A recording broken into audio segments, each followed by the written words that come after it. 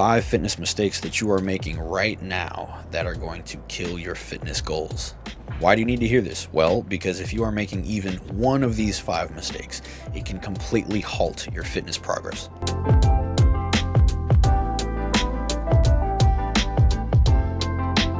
My name is Jay. I'm a personal trainer here at Clear Vision Health, and this is episode 1 of the Clear Vision Health podcast. So let's go ahead and get right into it. Mistake number 1 is going to be GAS. That's gas. No, not gas as in the gas that you have because you're lactose intolerant, but you refuse to stop consuming ice cream. We're talking about gear acquisition syndrome. Gear acquisition syndrome essentially is the ideology that I need to buy all of the solutions to my fitness journey. Many people suffer from this, but it's not necessarily your fault. After all, the fitness industry are the ones that have corrupted your brain to think this way.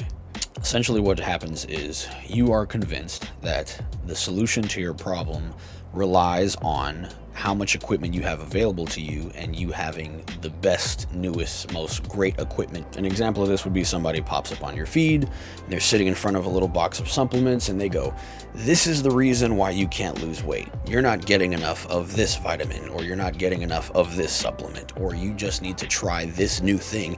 And once you do, you will be able to lose weight or gain weight, whatever your goal is, you will be able to do that and make progress in your fitness journey." Once they convince you that this thing is all that you need to make forward movement, they then sell you that thing. You being on the receiving end, you are convinced that I can't get in shape because I haven't purchased this thing yet. And that could apply to many things. It could be, I just need to get a gym membership and then I'll get in shape. Or I just need to get these dumbbells that have been sitting in my Amazon cart for 30 years and then I'm gonna get in shape. I just need this new yoga mat. I just need this new injection. I just need this new pill. I just need some creatine supplements. And instead of actually getting up and moving and doing what you need to do to get in shape, you just continue to buy, thinking that buying this thing will then somehow motivate you to do what you need to do, or drop all the weight off with that supplement or whatever it is that you're buying. The fitness industry is very good at convincing you this, and that's how they run your pockets. To solve this issue, keep it simple. You don't need the gear. You don't need the supplements. Maybe further down the line, absolutely. But right now, your first goal needs to be get up and move. Once you have that in the bag and you start making progress with that, then later on down the line, you can start worrying about upgrading your gear, incorporating more supplements, but you really don't need that in the beginning just to get to where you're trying to get to. Reason number 2 is that you are overcommitting due to your spikes in motivation. Now, motivation can be a beautiful thing, but it also can be very dangerous. What a lot of people don't understand is that motivation is just a feeling, and feelings come and go. You may get a spike in your motivation one day, and then all of a sudden you decide you're going to commit to going to the gym 4 times a week, running several miles a week, completely changing up your diet, even though you haven't done any of that in the last who knows how many years, or maybe ever. But you got that spike in motivation and you told yourself, I'm completely ready. And essentially what you did is you jumped the gun. Now you're pushing yourself way too hard. You're stretching yourself way too thin. And in the end, you're just burning yourself out. Motivation is nice when it's there, but it can become a crutch very, very quickly. And one that also doesn't keep you standing upright for very long. Motivation can be your downfall in 2 ways. One way is that you're constantly chasing motivation, and the other way is that you're sitting around waiting for motivation to just fall out of the sky. In the beginning, throw motivation out of the window. The entire concept of motivation, just get rid of it, ignore it completely. What you should be doing is building small areas of discipline in your life. And when I say small, I mean very small. And you should be focusing on staying consistent with those and building those small areas of discipline up. So what I mean by that is, rather than making huge, drastic changes to your diet or your physical regime or whatever it may be, go for something very small. If you know that you spend 4 to 5 hours a day sitting on the couch watching TV, put a timer on. Tell yourself, I'm not going to sit in front of the TV for any longer than 2 hours, and once that 2 hours is up, I'm going to get up and go do something with myself. It could also be simple diet changes. For example, every time that I would normally have a regular soda, I'm just going to swap that soda out for a diet soda. It doesn't have to be humongous changes, like from here on out I'm going vegan or vegetarian or pescatarian or carnivore. All of it is completely overkill. make small changes, but stick to those changes. And all of those little habits that you're building are going to stack up on top of each other and create something great. Then when you get better at managing those small disciplines and you start to see change in your life, motivation will follow. So instead of chasing it or waiting for it to come around or overcommitting when it's here, allow it to be a tool that's in the background, but not the main thing that's guiding you towards your goal. And definitely don't let your motivation convince you to overcommit to things that you're not ready to handle.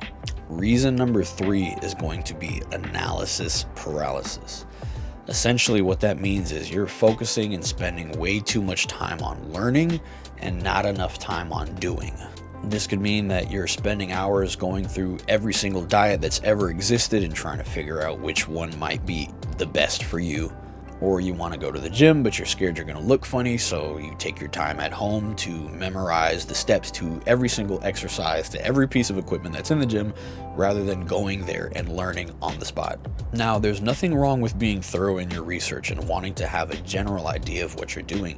It becomes an issue when you are analyzing these things to a point of where you are being paralyzed by the search of information or the overwhelming amount of information that you're feeding yourself.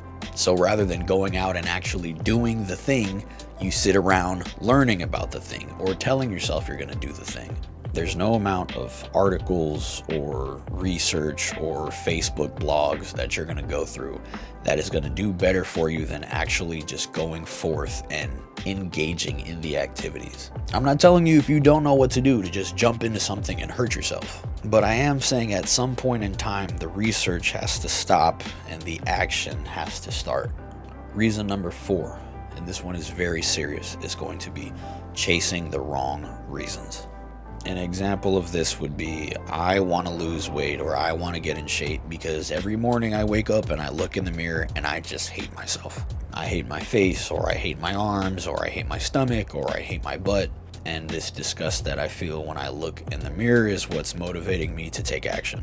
Or maybe it's not you. Maybe you don't necessarily have an issue with your body, but your partner or your friends or just people around you or the looks that you've gotten or the comments that you've overheard.